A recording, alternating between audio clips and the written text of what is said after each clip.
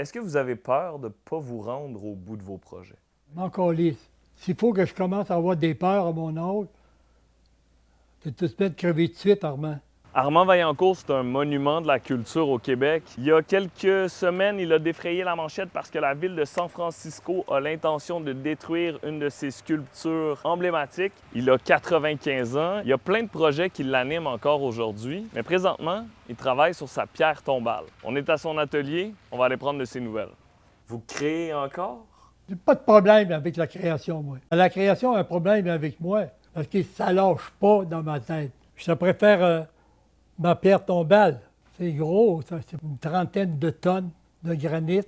J'ai besoin de cette masse-là pour parler de quelque chose qui est important. Qu'est-ce qui est important pour vous? L'avenir de la planète, ma pierre tombale, c'est un salut et puis un devoir d'éveil pour la collectivité planétaire.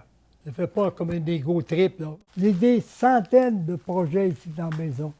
Ça pourrait bouger, mais la forme blanche, je la coulerais comme ça. Je regardais vos œuvres principales, puis je regardais les titres. Là. La force ouvrière, Ah, oui. El Clamor, L'éveil collectif, Ah oui, c'est vrai, hein? Québec libre, Justice. Ben oui, il y a une suite. Est-ce qu'il y a une de vos créations dont vous êtes particulièrement fier? Dans une chaîne, il y a des chaînons, et chaque chaînon a sa place. Ici, il y a des photos de la fontaine Vaillancourt. La ville de San Francisco prévoit de la démolir. Qu'est-ce que ça vous fait, vous? Mal au cœur, puis au ventre, puis à la tête. C'est une sculpture qui est puissante. Quand même, le magazine Trasher, là. C'est un magazine mythique, ça, dans la, Ben oui. dans la culture du Ah oui, skate. je sais. Vous avez fait Ils sont tellement. la page couverture. Ça, ils m'aiment tellement, là, ça gagne-là. Là. Ah oui? C'est fou, fou, fou. Ah, ça, c'est un jeune qui a fait ça. C'est écœurant, hein? Va le placer à la place le plus direct possible.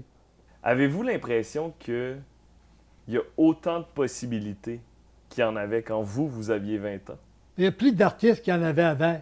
Mais on est dans le trou parce qu'on n'est pas considéré à notre juste valeur. C'est la chose la plus payante que les gouvernements ont dans leurs mains, c'est la créativité des artistes. On a ce qui est de plus proche de la vérité. Mais moi, je ne crois pas à la misère comme chantier pour la créativité. C'est trop vache, c'est trop chien. On n'a pas d'affaire à être pauvre puis mourir de faim pour parler des choses qui sont vraies dans la vie.